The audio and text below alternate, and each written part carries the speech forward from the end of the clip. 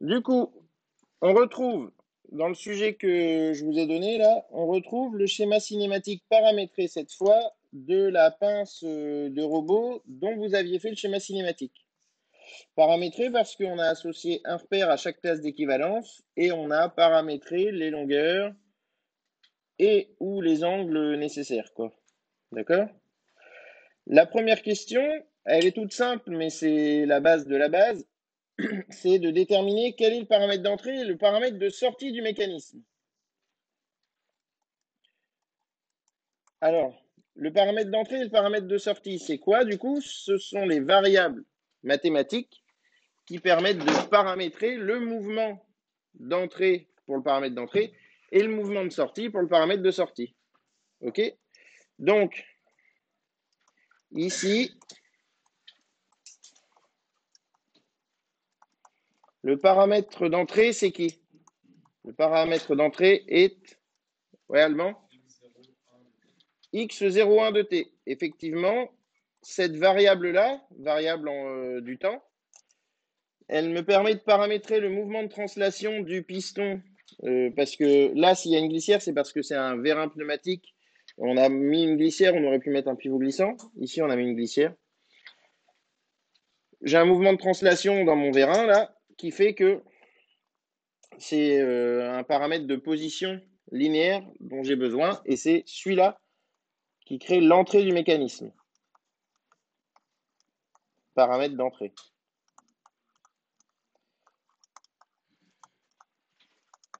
Le paramètre de sortie, du coup. Ouais, Justin? Alors, je suis assez d'accord.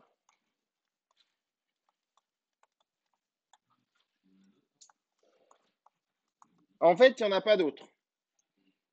Il n'y en a pas d'autre parce qu'à partir du moment où j'ai un seul paramètre d'entrée, il n'y a qu'un seul paramètre de sortie. Par contre, on pourrait choisir, c'est E de t qui est égal à 2 fois, ouais, je ne sais plus si c'est H4, mais ouais, plus Y04 de t.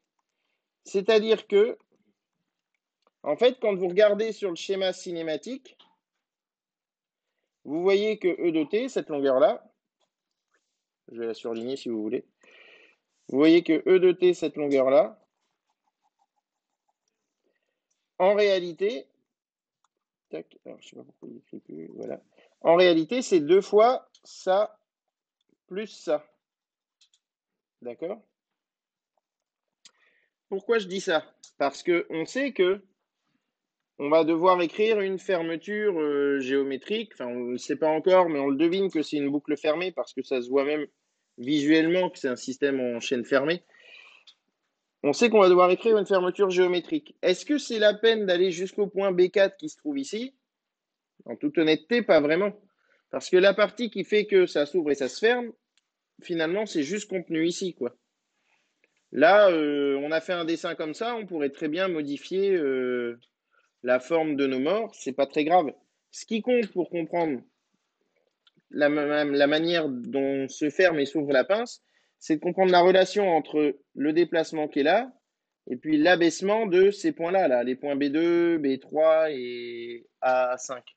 D'accord? Abaissement ou remontée qu'on a grâce à la rotation des petites biellettes qui sont là. OK? On vous demande à la question 2, est-ce que vous avez des questions sur cette question 1? Non? Question 2.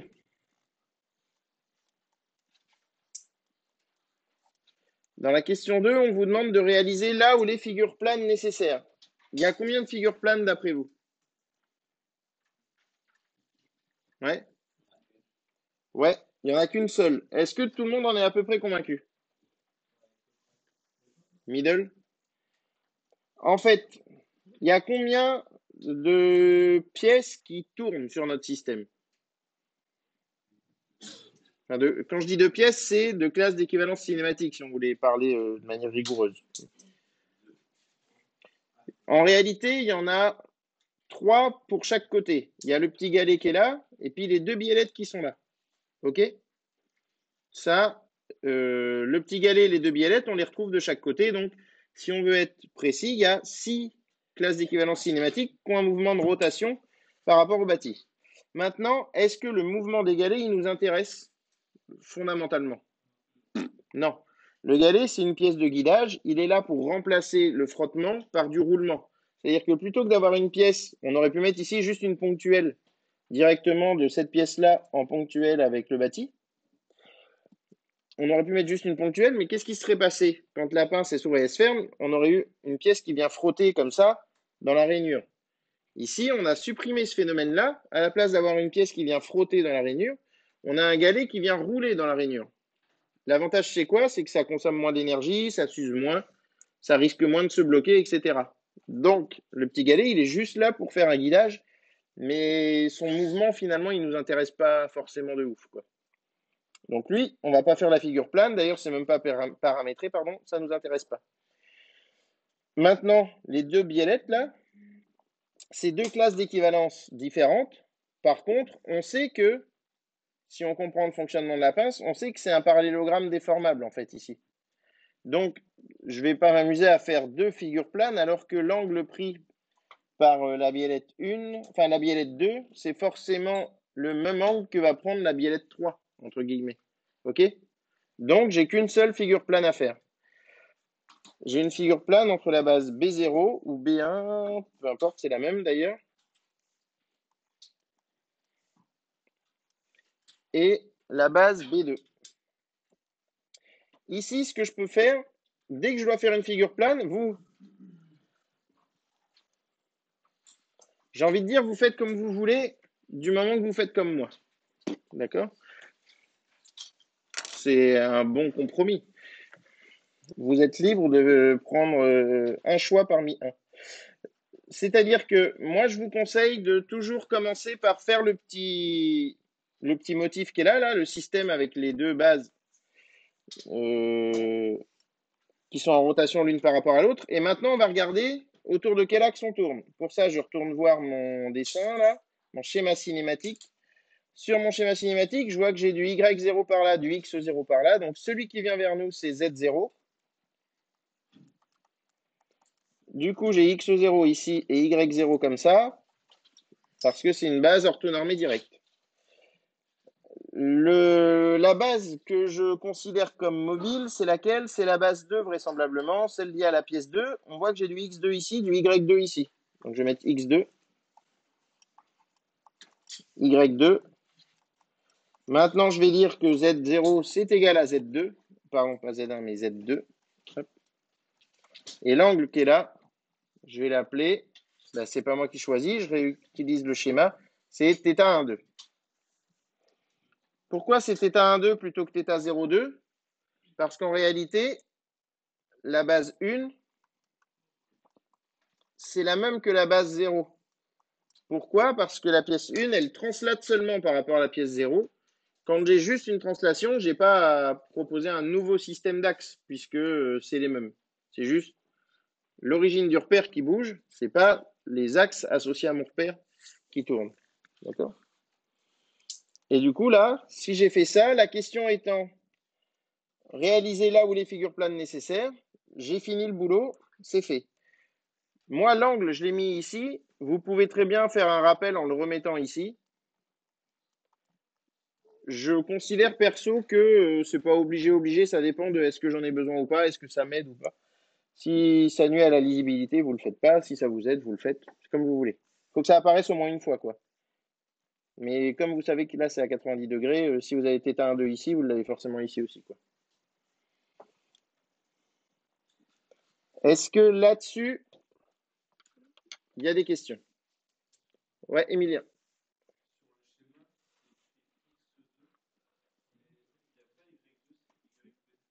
Non, non, c'est un Y2. C'est pas B, en fait c'est que tous ces j'ai mis Y d'ailleurs il y a une faute sur le mien, le vôtre je sais pas. C'est Y2 ici. C'est juste que B c'est le point B5 qui est par là. C'est juste que le schéma est un peu chargé. Par contre là il y a une faute, c'est un Y1, il y a une erreur de copier-coller, c'est Y2 ici.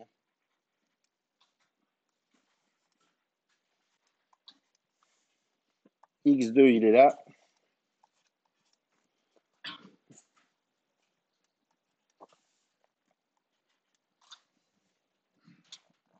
Et donc là, typiquement, pour répondre à une question que vous posez des fois en TP, même si je l'ai déjà dit, moi, perso, j'ai pas d'astuce miracle et genre ce schéma cinématique-là, il est pas très beau, c'est vrai, mais c'est tout fait sous Word. J'ai pas d'outils spécifiques pour faire des schémas cinématiques, quoi. Tous les schémas cinématiques que je vous proposerai, ils sont faits avec Word, avec des petits éléments par-ci par-là, quoi. Donc des fois, c'est pas parfait non plus, quoi. On va pas se mentir. Ouais, Maxandre.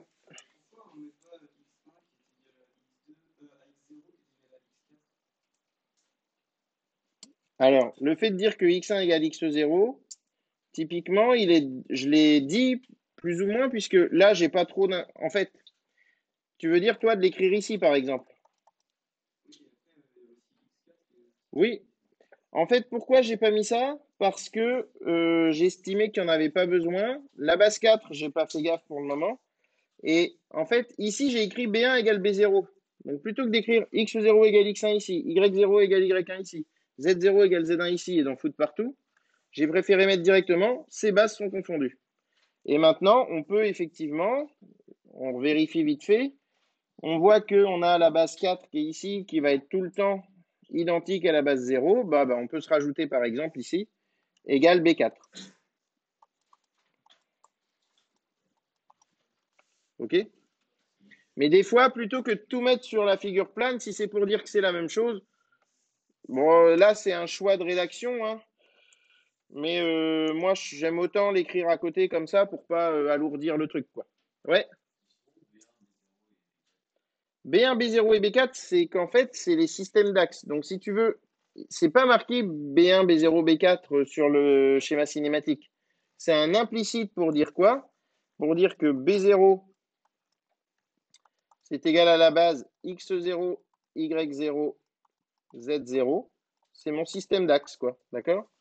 B1, c'est égal à X1, Y1, Z1.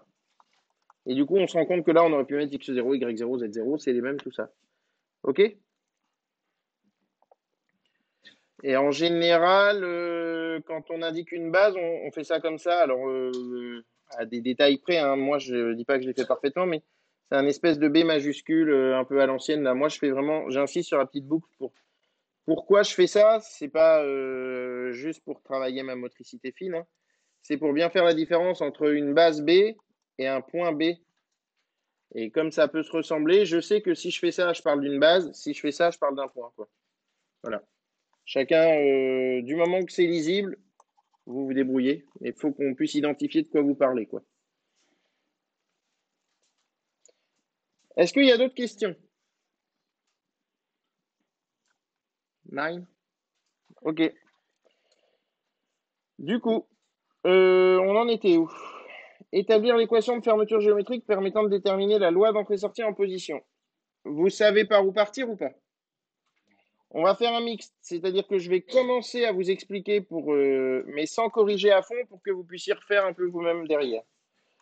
Donc, je vais la remettre en rouge. Question 3. Fermeture géométrique.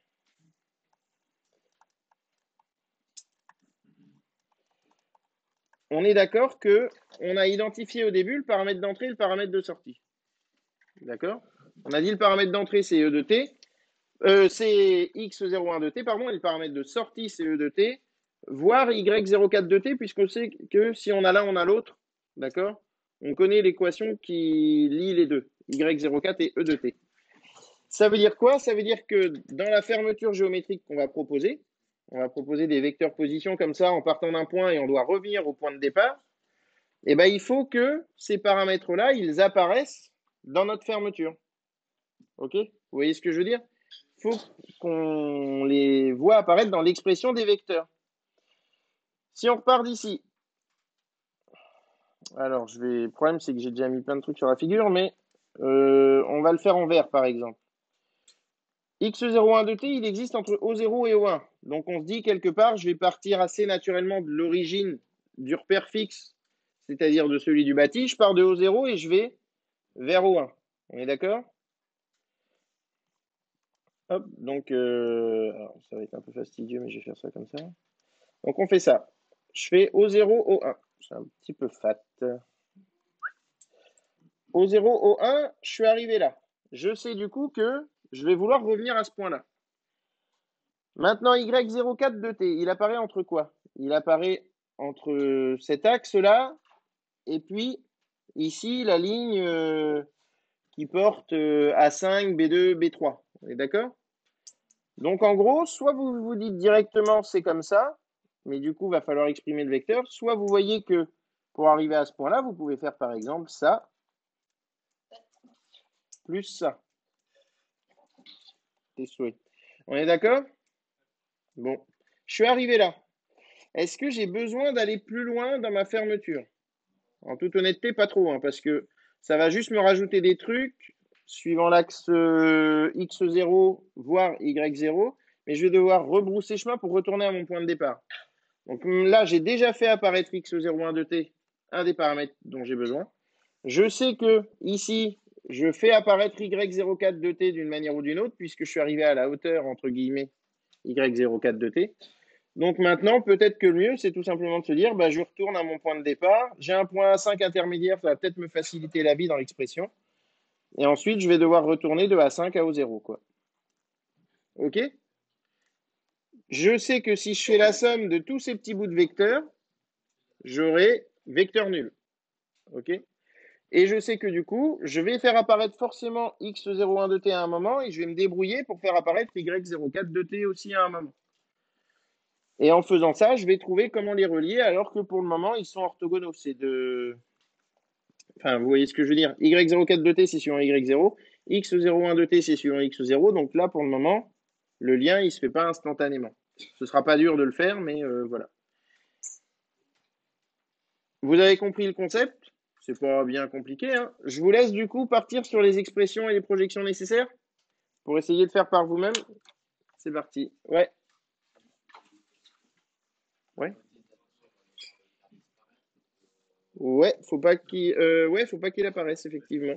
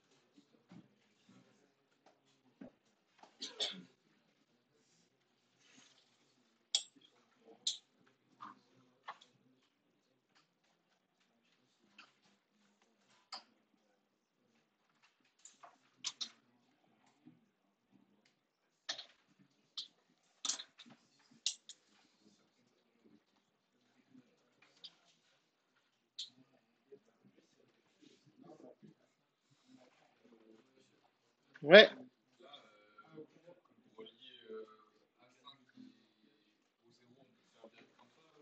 Ben non, tu vois que tu vas devoir exprimer une coordonnée suivant suivant X et une autre suivant Y, quoi.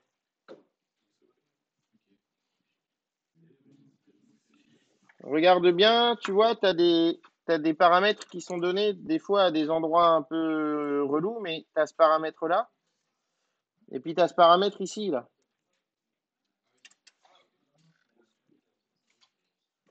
Ok?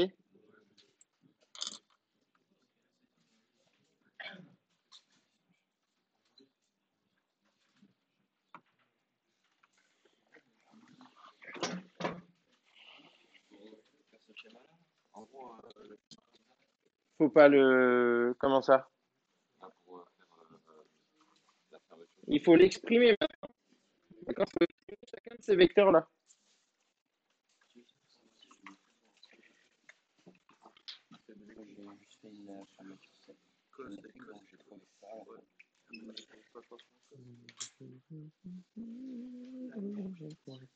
C'est quoi ça? Ça, c'est pas bon. Ouais. Il est vertical, donc c'est du Y0. D'accord? Elle avait X2, ça. Sinon, le reste a l'air correct.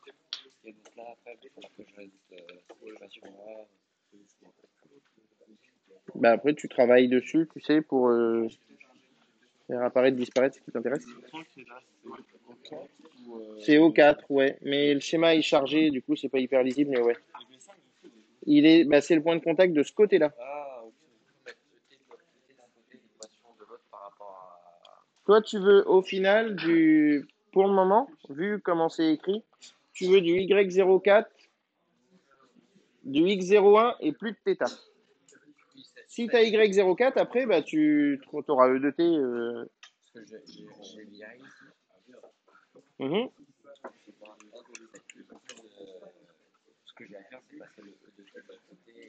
Ouais, voilà. Ouais, c'est ça. Tu l'isoles et puis tu l'as en fonction de X01, quoi. Voilà. Faire ça, mais j'arrive pas à exprimer la fin. À exprimer la fin. C'est quoi ton D, là?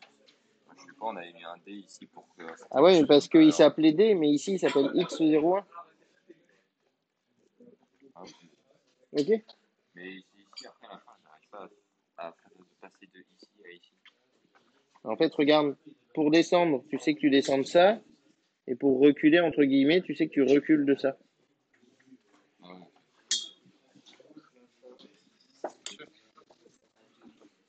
J'arrive. Alors, regardez bien, vous avez des paramètres autour là. Faut regarder ceux qui servent. Oui.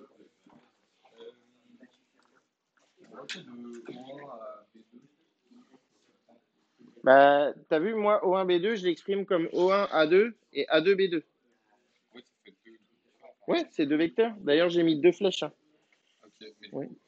C'est juste que tu peux dire directement que c'est O1B2. Mais ouais, mais regarde, il y a des paramètres de longueur. Hein. Tu sais que O1A2, c'est la longueur L12, par exemple.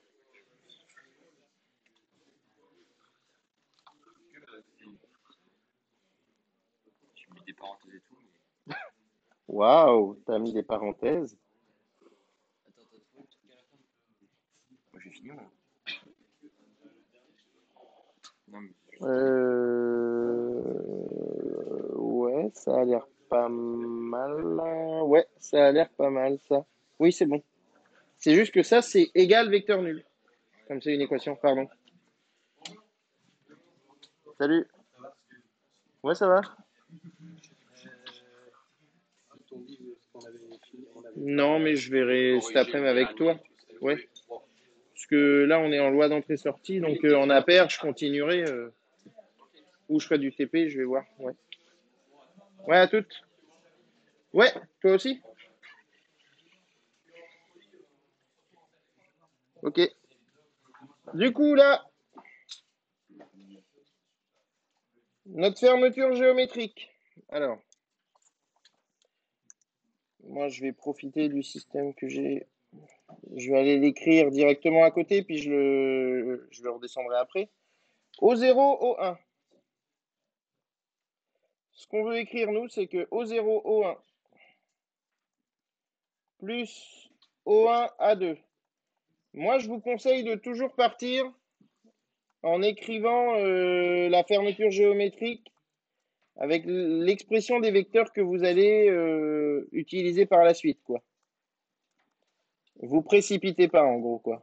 Et là, c'est O4, pardon.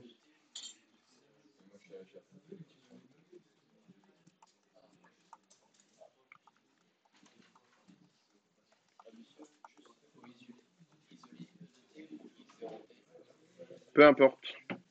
On va isoler E plutôt là. D'accord? Ici, j'ai exprimé simplement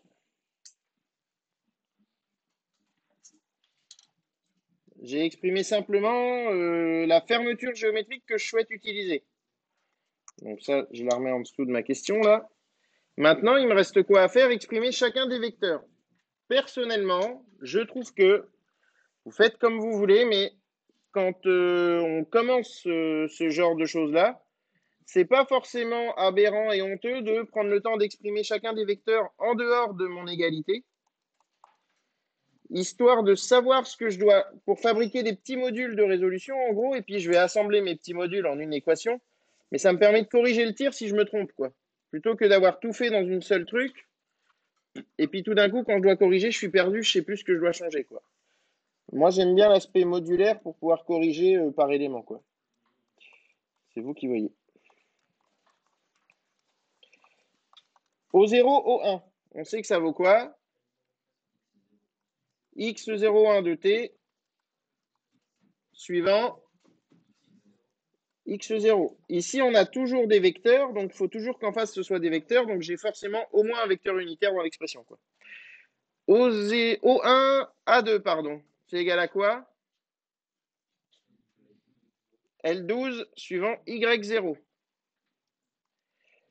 A2, B2. Ça nous donne du LAB suivant X2. Qui c'est qui parle de cos, là? Rémi, pourquoi tu veux mettre du cos là-dedans? Alors, t'as pas tort dans le sens où on va être amené à le faire, ça, de projeter dans la base 0. Mais dans un premier temps, ce qu'on fait, c'est qu'on les exprime tous sous leur forme la plus simple possible. Et après, on projettera. Parce que des fois, en fonction de ce qu'on exprime, on se rend compte que ça peut être plus ou moins pratique de projeter finalement dans telle base ou telle base. Donc, on met tout à plat et on résout au fur et à mesure, quoi. B2 au 4, je sais plus combien ça vaut. Ça vaut. Ouais, Blaise.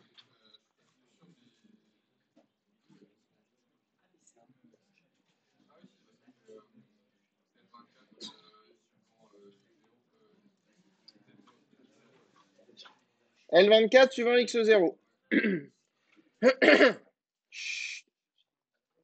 B2 au 4. B2 au 4. C'est bien L24, c'est bien suivant X0. Par contre, quand je vais de B2 à O4, j'ai un moins qui apparaît. Hein. D'accord? Parce que je vais dans le sens opposé. Là, ma flèche, elle est dans le sens opposé à X0. Donc, c'est un moins L24 X0. Et O4 O0, du coup, il nous vaut quoi, là? Je vais de O4 vers O0. Suivant X0, je dois reculer de combien?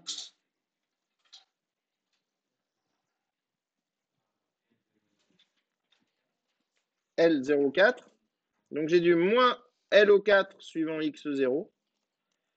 Et suivant Y, pardon, petite perte de connexion. Hop, et suivant Y, du coup, j'ai du moins Y04 de T suivant Y0. Est-ce que tout le monde comprend bien les signes choisis, les vecteurs unitaires choisis, etc. Faut que ce soit, en fait, pour pouvoir aller plus loin dans tout ce qu'on va faire en méca cette année, de toute façon, il faut que ça, ce soit transparent pour vous. Même si pour le moment, ça peut vous prendre du temps, ça, c'est pas grave, mais il faut que vous compreniez le résultat qu'on obtient, quoi. Le temps, c'est qu'une histoire d'entraînement.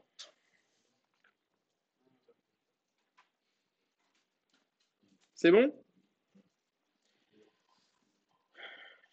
Maintenant, effectivement, comme disait Rémi tout à l'heure, ici, on a du x2, du coup, lui, il parlait de cos θ, etc.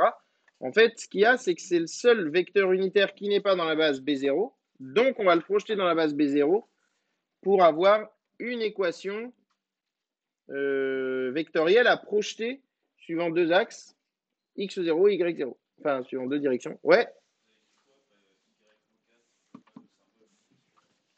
2t.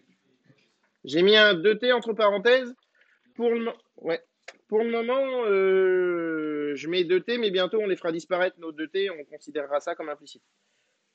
Ici, du coup, j'ai x2. Ce que je fais, c'est que je remets la norme de mon vecteur, LAB, j'ouvre une parenthèse et je vais mettre l'expression de x2 dans la base B0.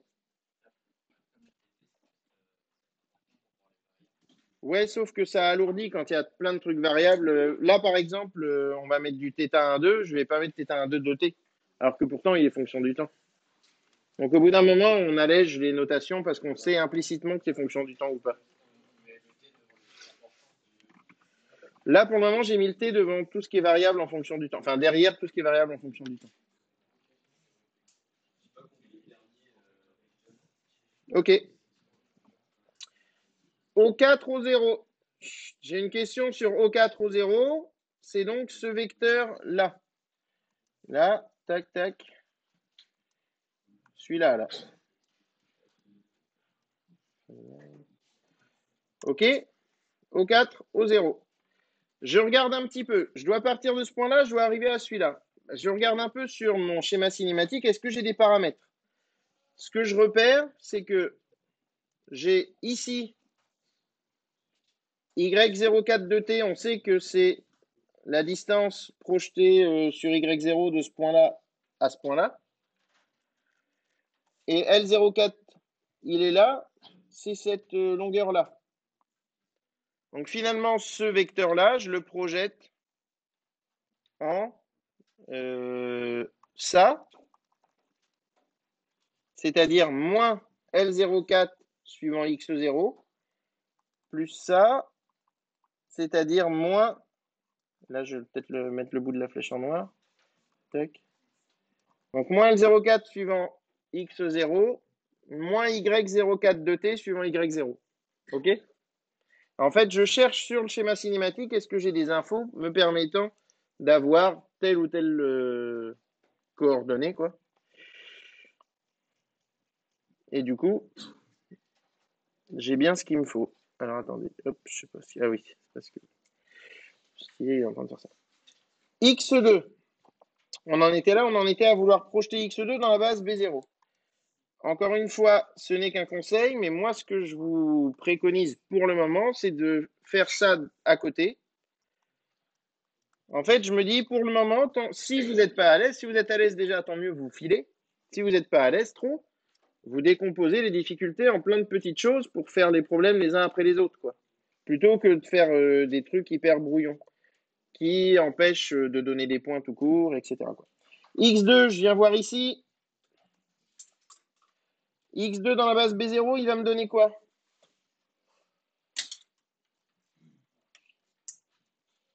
Ouais. Cosinus θ12 suivant x0 plus sinus θ12 suivant y0. Est-ce que ça va pour tout le monde, ça?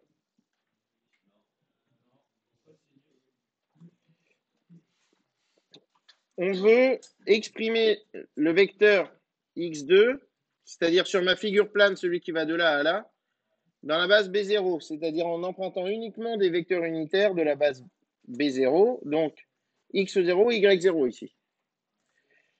x2, si je le projette sur x0, ça me donne du cosinus θ12.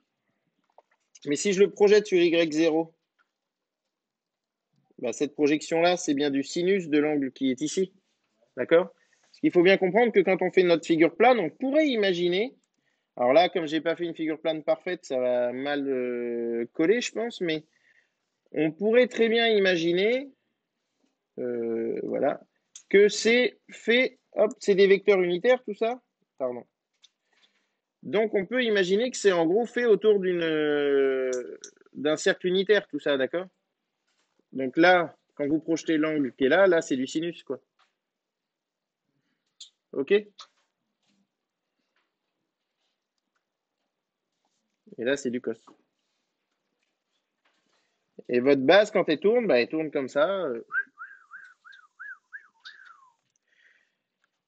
Du coup, c'est bon pour tout le monde maintenant, le cos et le sin ou pas? Bah, je vais substituer dans l'expression de A2B2. Hein. cos θ12 suivant x0 plus sinus θ12 suivant y0. Ici, en termes de notation, il y a plein de petits implicites, pas forcément heureux, mais qu'on fait souvent. Genre, je mets cos θ12, j'ai pas mis les petites parenthèses pour dire la fonction cos appliquée à θ12, mais j'aurais pu. Ce serait plus propre. L'autre petit implicite, c'est quoi? C'est que θ12, j'ai pas mis θ12 de t. Pourquoi? C'est pour alléger. C'est-à-dire que si on voulait être rigoureux, j'aurais dû écrire ça presque. Cos de θ12 de t projeté sur x0. Sauf que vous comprenez bien que, bon là, on aurait pu prendre le temps de le faire. Sauf que vous allez vite comprendre que vu le nombre de variables qu'on peut potentiellement utiliser, etc., fonction du temps, fonction de machin, et ben, entre ça et ça, j'alourdis la notation et ça devient illisible et trop long au bout d'un moment. Donc, on cherche à s'autoriser certains implicites. D'accord? Par exemple, cos θ12, je ne vais pas mettre de t parce que je sais que θ12 varie dans le temps. Je n'ai pas besoin de le rappeler. Et je ne mets pas de parenthèse parce que j'ai qu'un seul angle. Si j'ai une somme, je me force quand même. En tout cas, moi, je me contrains à mettre des parenthèses quand j'ai des sommes d'angles. Sinon, c'est plus lisible. Et vous prenez les pieds dans le tapis. Ok, du coup, on a ça. Et maintenant, on peut réécrire notre fermeture géométrique. Ça nous donne quoi? On a donc x01 de t suivant x0 plus L12 suivant y0 plus LAB. Et là, moi, je vais le distribuer tout de suite, mon LAB. Distribuer, c'est-à-dire fois ça, fois ça. Donc, plus LAB cos θ12 suivant x0 plus LAB sinus θ12 suivant y0 moins L24, pardon, moins L24 x0 moins L04 x0 moins y04 2t y0 égale vecteur nul. Le sous-entendu quand on écrit vecteur nul, c'est quoi? Je le rappelle, c'est que c'est égal à 0 sur x0 plus 0 suivant y0. C'est pour ça que c'est bien important de faire la différence entre 0 et vecteur nul. Vecteur nul, c'est plusieurs zéros. Juste 0, c'est suivant une seule dimension.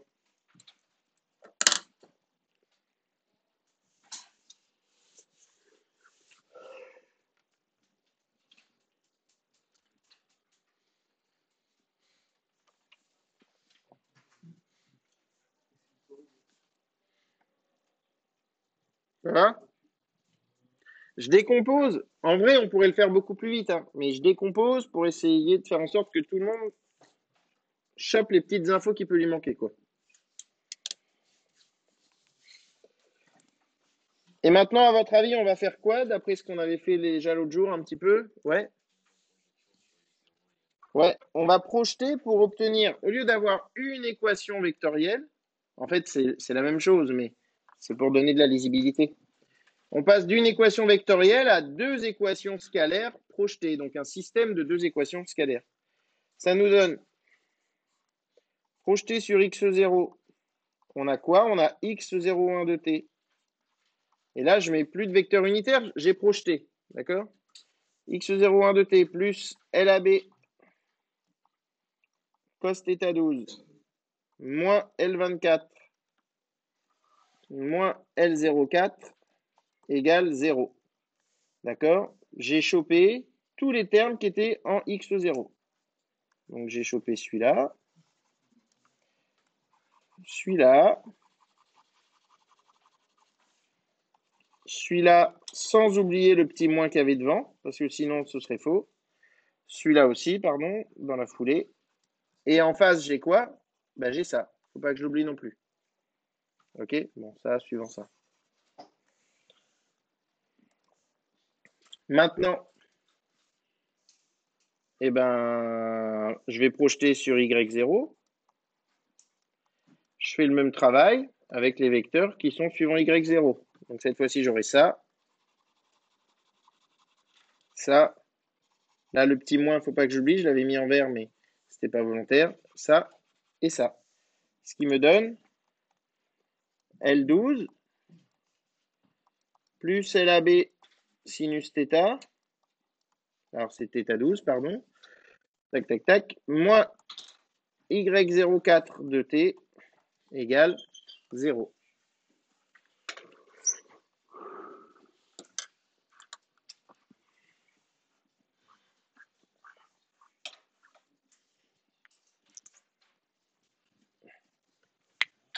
Ça va?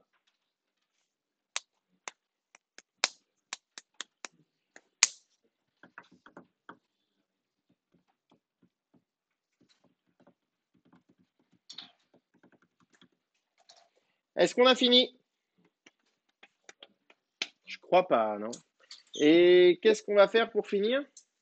Ouais, On va isoler cos LAP cos θ12 et LAP sin θ12. On va mettre les deux équations carrées et les additionner. c'est ça.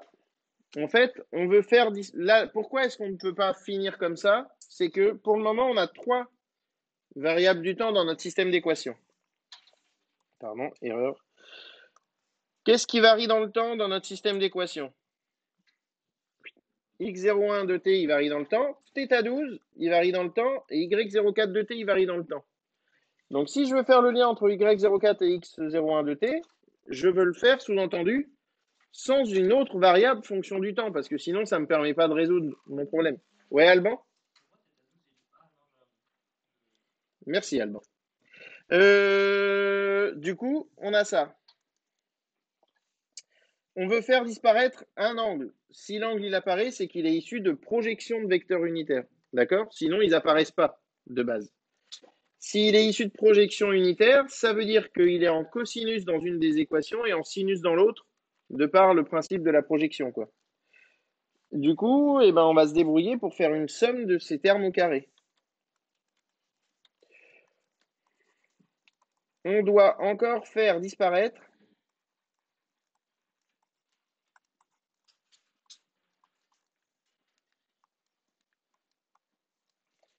le paramètre θ12 variable dans le temps.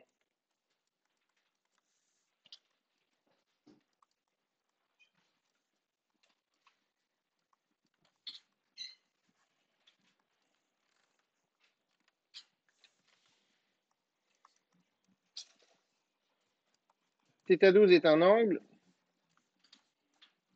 qui apparaît suite à la projection du vecteur unitaire.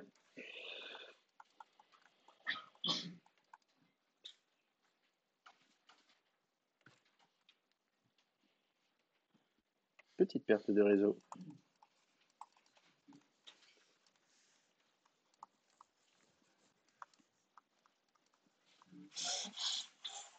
C'était x2.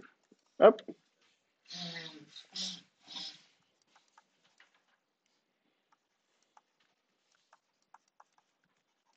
Nous allons isoler cos θ12 et sin θ12. Ah, c'est pénible. Et sin θ12, monter au carré.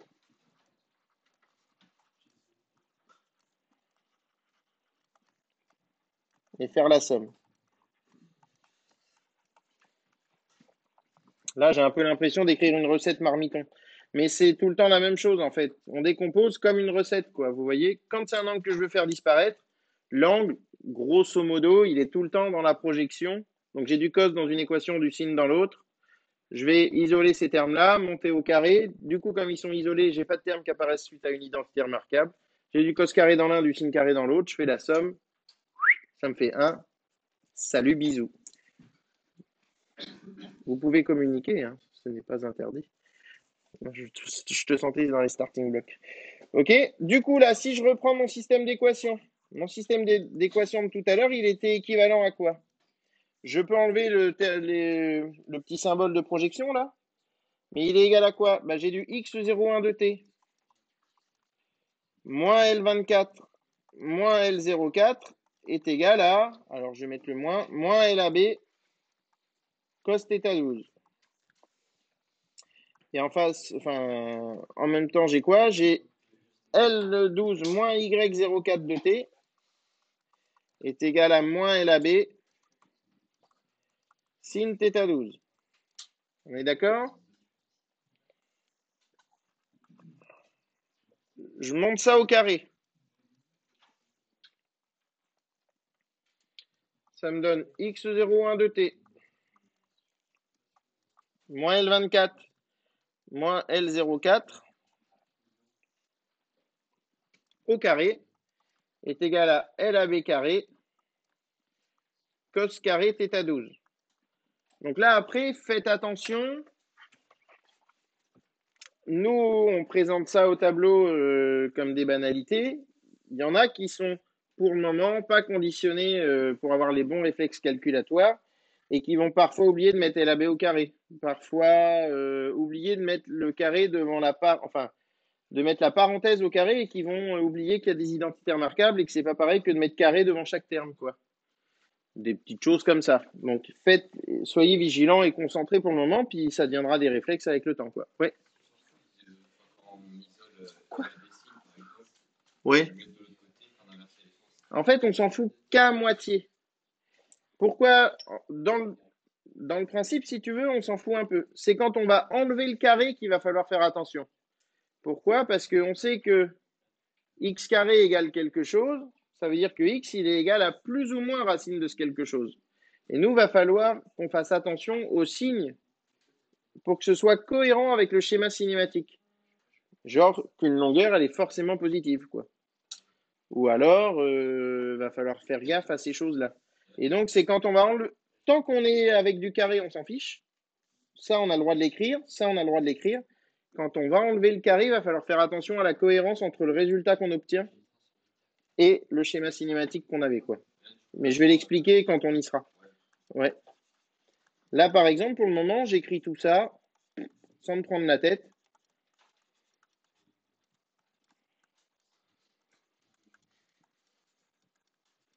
D'accord? Ça me donne ça. J'obtiens à partir de là, je fais la somme. Hein. J'obtiens du coup x01 de t moins L24 moins L04 au carré. C'est pareil, vous remarquerez que moi, je ne me précipite pas à développer mes identités remarquables. J'attends de voir si j'ai besoin de le faire ou pas.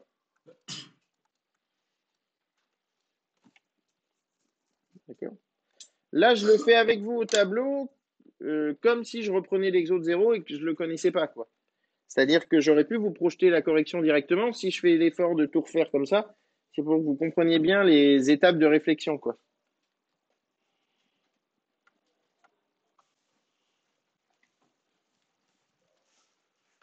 Ouais, Maxime.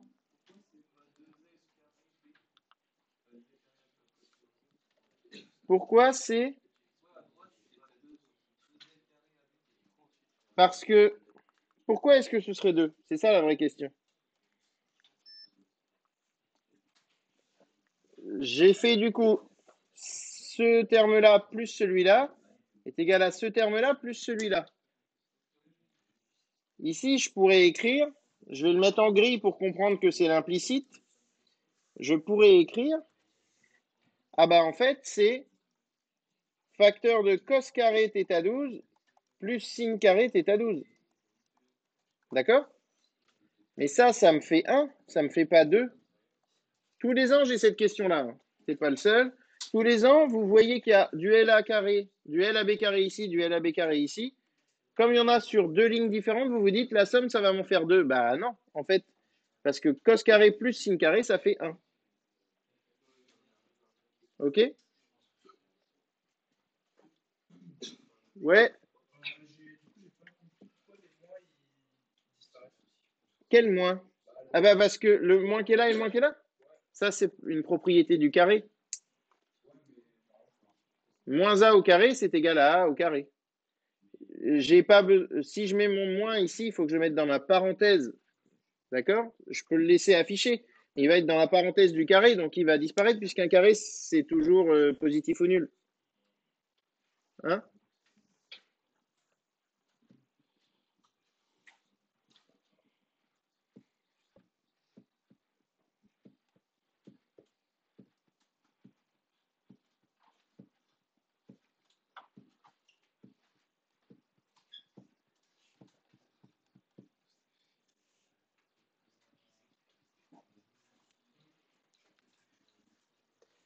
Au final, est-ce que vous voyez ce qui est en train d'apparaître petit à petit, vite fait?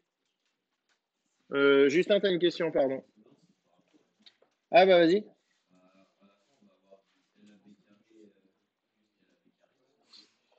Là, on a juste LAB carré. Là, le truc en gris, je l'ai remis suite à la question de Maxandre. Mais pour moi, ça, on n'est même pas obligé de l'écrire, hein. D'accord?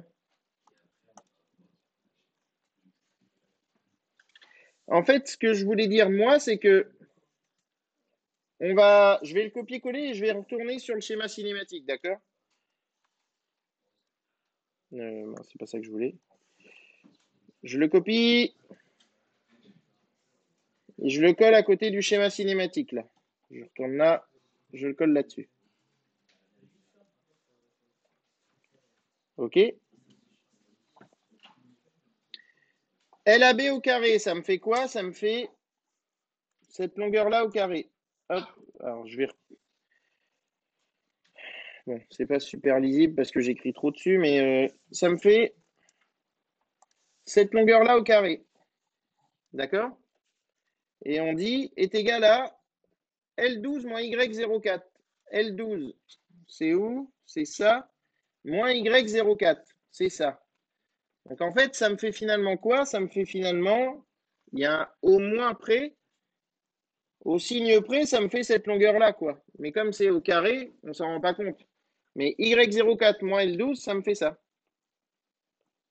De même que L24 moins L04 plus X01, ça me fait quoi? X01, il est là. L24, il est là.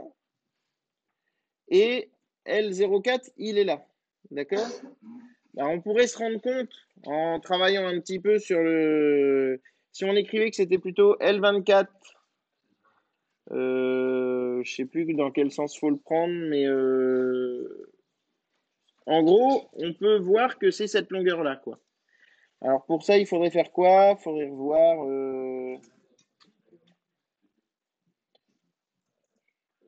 que ça fait, je sais plus dans quel sens faut le prendre. C'est L24, X01 et L04. Bah X01 moins L04, ça me fait cette petite longueur-là. Cette petite longueur-là, si je l'enlève à L24, et ben ça me fera cette longueur-là. Du coup, j'ai un doute sur les signes de ce qu'on avait mis tout à l'heure. Non, c'est bon. Ouais, c'est bon.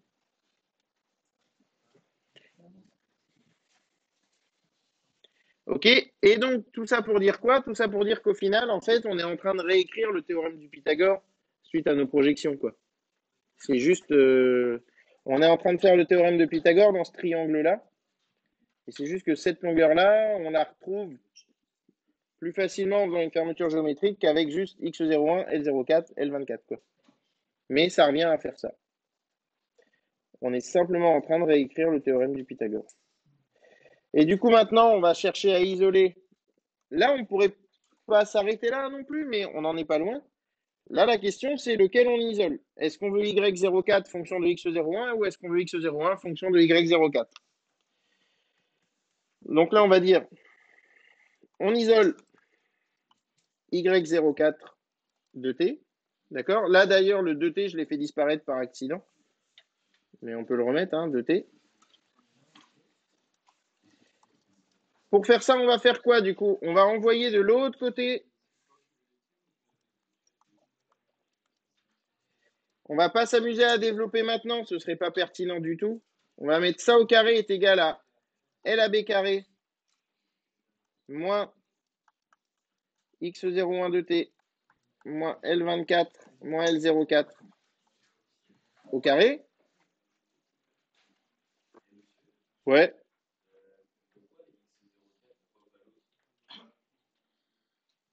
Pourquoi? Pourquoi Y04, tu veux dire? Non. Pourquoi je le mets comme ça? Parce que moi, ce qui va m'intéresser là, c'est plutôt d'avoir l'ouverture en fonction de la position de mon vérin. Et du coup, comme l'ouverture, je l'ai en fonction de Y04, je vais me dire, tiens, Y04, il est fonction de ça de X01. Donc, voilà. Ouais, parce qu'en fait, nous, ce qu'on cherche, normalement, c'est une loi d'entrée-sortie, c'est la fonction -1 de la loi sortie-entrée. Mais nous, ce qu'on cherche souvent dans les exos, c'est juste une relation entre les deux, quoi. Donc, voilà. Maintenant, c'est maintenant que les signes ils vont rentrer en compte. Parce que maintenant, pour pouvoir aller plus loin, je veux faire disparaître mes carrés. Donc, j'ai une vraie question à me poser, c'est est-ce que L12 moins Y04, c'est plus ou moins racine de ça? D'accord? Ça, c'est censé être positif ou nul, puisque ça, c'est un carré. Mais quand je passe à la racine, ce qu'il y a dans ma parenthèse L12 moins Y04, c'est quoi? C'est, d'après le schéma cinématique, c'est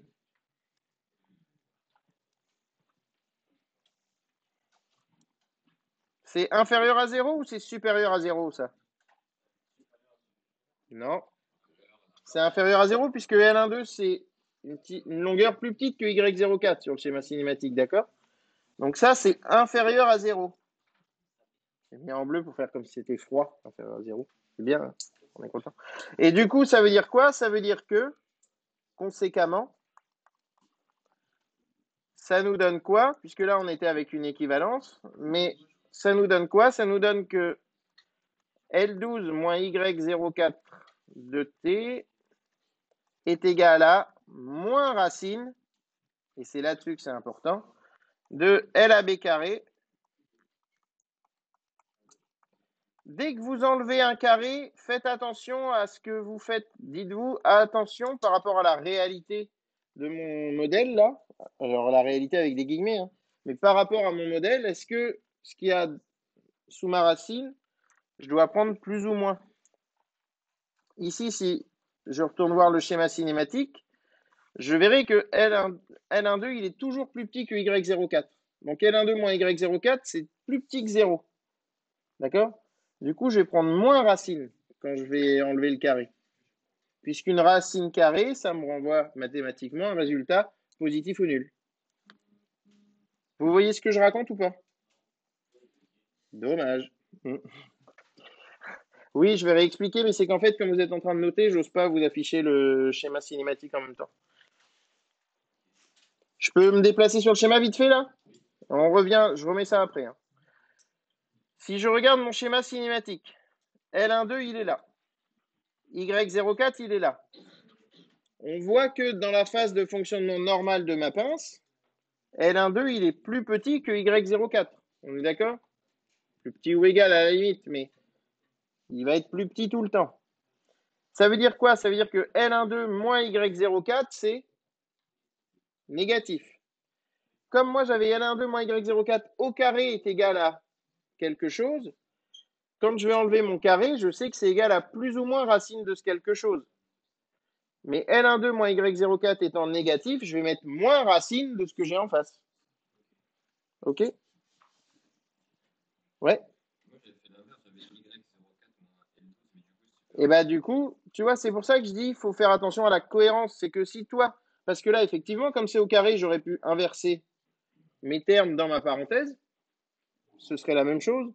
Et du coup, quand j'enlève le carré, je m'amuse pas à mettre un moins. Mais ça revient au même, puisque ici, tu as changé de signe aussi. Bah du coup, c'est pareil.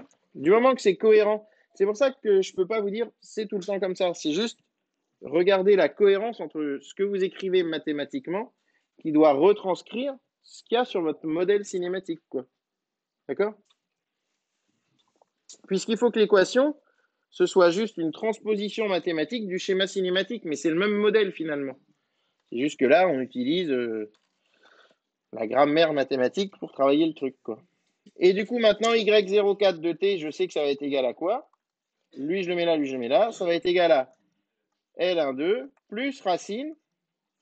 Pourquoi plus? Parce que bah, si je change un signe, je change l'autre. Et lui, je le repasse de l'autre côté.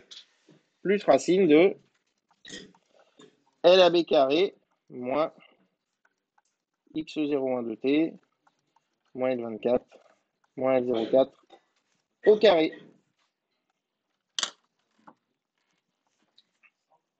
on peut sortir LAB. Non, parce qu'il n'est pas facteur 2. Si tu sors LAB, ça va te faire facteur de 1 moins tout ça sur LAB carré. C'est pas spécialement heureux, ça ne te sert pas à grand chose là. Donc E de t est égal à quoi? Hop, pardon, j'arrive. Donc E de t est égal à 2 fois H4 plus L12 plus racine 2. Je me ramène juste à mon résultat initial où on avait dit que c'était E de t notre paramètre de sortie. Donc c'est lui que je cherche à faire apparaître ici.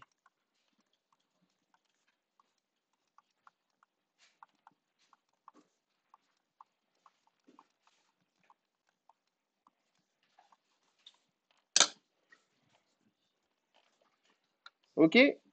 Là, j'ai fait quoi? J'ai simplement réinjecté l'expression qu'on avait trouvée tout à l'heure qui reliait Y04 et E de t. En fait, j'ai pas trop suivi l'ordre des questions, j'avoue. En fait, je suis parti un peu en freelance derrière. Je me suis permis 2-3 petites libertés. C'est-à-dire que en fait, la question sur la fermeture géométrique, établir l'équation de fermeture géométrique, on l'a fini depuis avant qu'on projette, quoi. Genre, on l'a fini. Tu étais tout petit, tu étais comme ça. Hein, non, mais tu jouais encore aux billes à la récré. En fait, pour moi, la question 3, on l'a fini ici. Question 3, c'était fini ici. À partir de là, c'est question 4. Tu vois? Quand je vous pose la question 3 en DS, moi, ce que j'attends, c'est ça. Ah non, c'est ça et avec ça, quoi. J'exagère un peu. La question 4, on va considérer que vraiment, elle commence ici. Mais j'attends ça aussi associé à ça, quoi. D'accord? J'attends ça et l'expression des vecteurs. La question 4, elle commence là.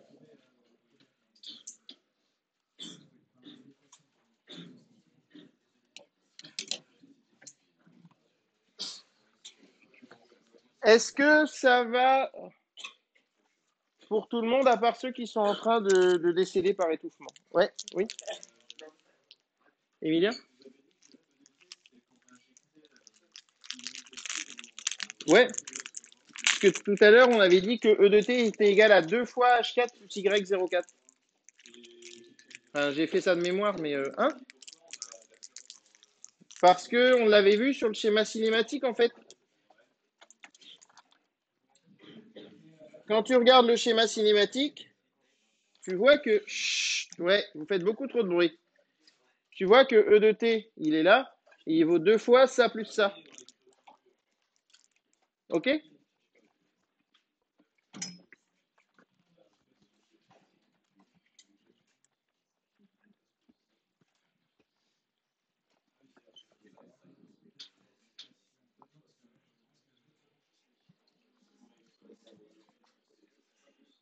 Est-ce qu'il y a d'autres questions où ça va à peu près?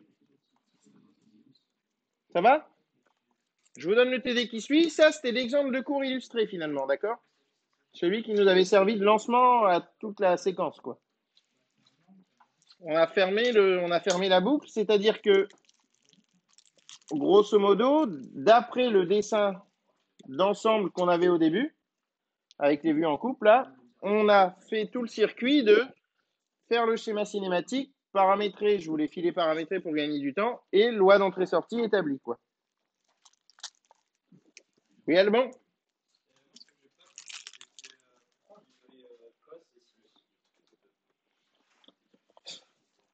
Parce que dans le cos et le sinus qu'on a, on a un angle qui change en fonction du temps. Nous, ce qu'on veut, en tant qu'ingénieur, technicien, peu importe, c'est de se dire, est-ce que j'ai une relation où, en injectant une des deux valeurs, paramètre d'entrée ou de sortie, je retrouve l'autre. Ici, en injectant la longueur de vérin sortie dans mon équation, les autres longueurs étant fixes, je retrouve l'ouverture de ma pince.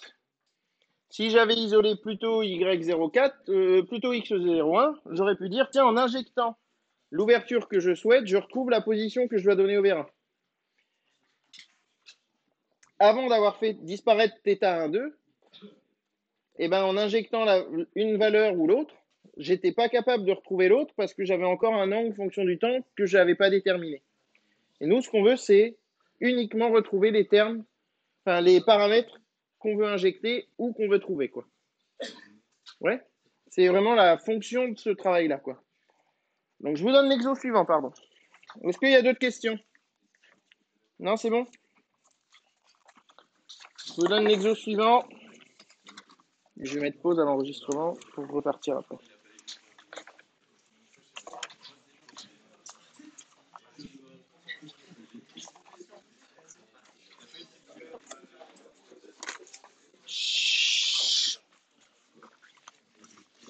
L'exercice suivant. Bon, j'arrête là.